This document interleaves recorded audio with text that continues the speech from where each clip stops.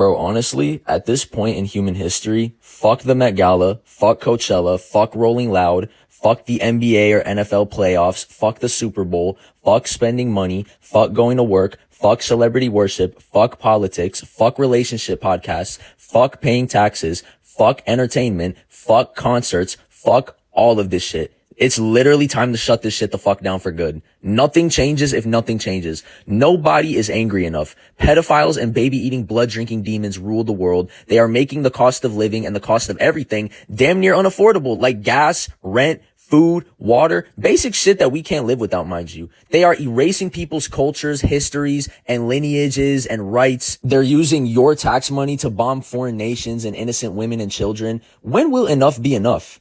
And you know what's crazy? Most people think we need to go in the streets and protest and riot violently. Fuck no. That's exactly what they want. The best way to shut down the system, and I've said this before, is to stop participating in it. Stay in your homes, stop going to work, stop buying, stop clocking in, stop feeding into their entertainment, and I promise you, watch how fucking quickly this entire system shuts down. The game ends immediately. The machine only breathes because you give it your oxygen. We've been hypnotized into believing we're the audience in a theater, but we aren't the audience. We're the fuel. Every time you scroll through a red carpet event while your fridge is empty, you're feeding the demon. Every time you argue over a political puppet while your tax dollars are being converted into shrapnel to tear through the flesh of a child halfway across the world, you're signing the check. They have commodified your attention and weaponized your survival. And they've gaslit a majority of the world to think we need them more than they need us. Fuck no. They need us more than we need them. Because remember, I've said this before, they manage the power, we are the power. Without us, their system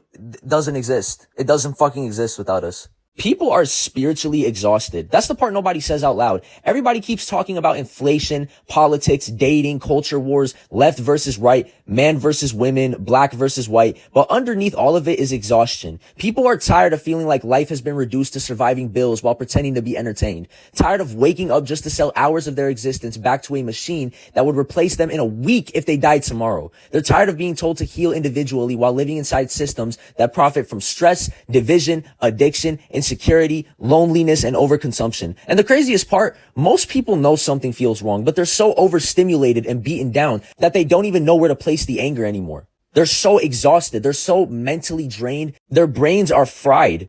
And the real trap was never change. It was convenience, endless scrolling, endless dopamine, endless noise, a population distracted enough to confuse stimulation with fulfillment. We became a civilization of spectators watching our own lives happen from behind a screen. Everybody's consuming, barely anybody's creating, barely anybody's present.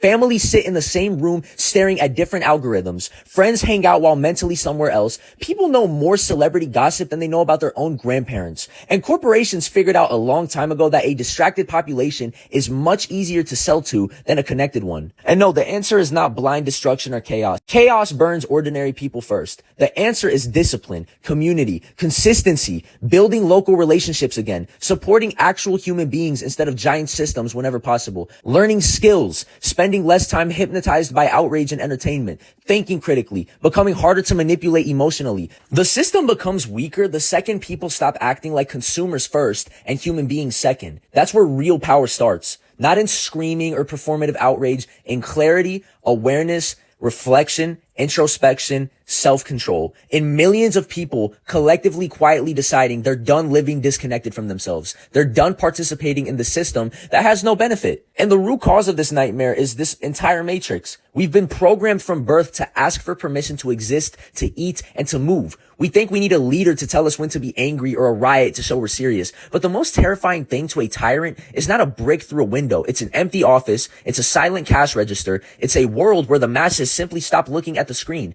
They want the violence because violence is a language they speak better than you. They want the riots because it justifies the boots on your neck. But they have no plan for a world that just sits down and says, no, we're not doing this anymore. If the bus doesn't move, the stock market doesn't tick, and the celebrities are screaming into an empty void because nobody is watching the feed, the illusion vanishes. The demons only have power because we agreed to play their game. The solution is a total, unapologetic withdrawal of consent. Stop seeking fixes within a system designed to keep you broken. And this is not about a strike. It's about a complete divorce from a parasitic reality. We have to reclaim the internal spark that they've tried to drown in a sea of distractions and debt. When you stop feeding the beast starves. It's that simple. And it's that horrific for them. The exit door is not in the streets. It's in your refusal to participate in your own destruction.